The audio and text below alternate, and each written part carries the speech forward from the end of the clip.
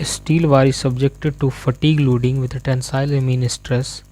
Given that the ultimate tensile stress is 1000 MPa and the fatigue limit under fully reversal load is 250 MPa, the fatigue limit for a mean stress of 1000 MPa considering Goodman's relationship is. The Goodman relationship is sigma A upon sigma fatigue plus sigma mean by sigma ultimate tensile strength equal to 1. What values we have? We have the value of sigma m as 1000, sigma fatigue is 250,